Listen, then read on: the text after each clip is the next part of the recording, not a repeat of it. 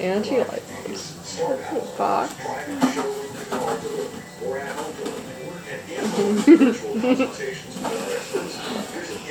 Love Angie's face.